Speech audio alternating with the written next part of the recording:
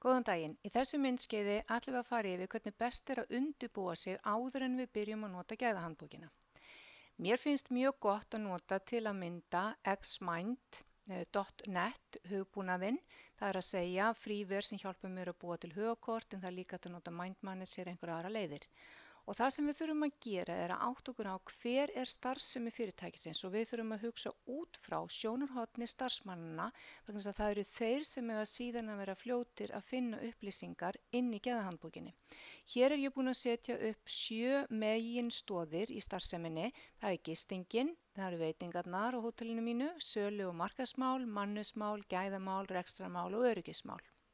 Þetta eru svona nokkurn veginn þær funksjónir sem við sjáum í flestum fyrirtækjum, hérna vinstra megin og sölu- og markaðsmálin og svo eru hérna þessi sértæku mál sem snúa að hótelrekstrinum. Þegar það kemur að því að ég skipulegg inn í gæðahandbókinni þá mun ég einmitt nota þessar 7 meginstoðir til þess að búa til svokallaðar handbækur inn í gæðahandbókakerfinu. En nú vil ég líka geta áttað mig á hvað er meira sem ég þarf að hugsa þegar kemur að byggja upp efnisyfirlitið inn í gæðahandbókinni. Og þá byrja ég að kortleggja hvaða starfsemi er það sem er til dæmis undir öryggismálum. Og hérna í þessu tilviki er ég búin að setja upp brunaæfingar, rýmingaráætlanir og viðbragðsáætlanir. Þegar það kemur að rekstramálunum þá er ég búin að setja niður fyrir mér þarna 4 megin stoðir.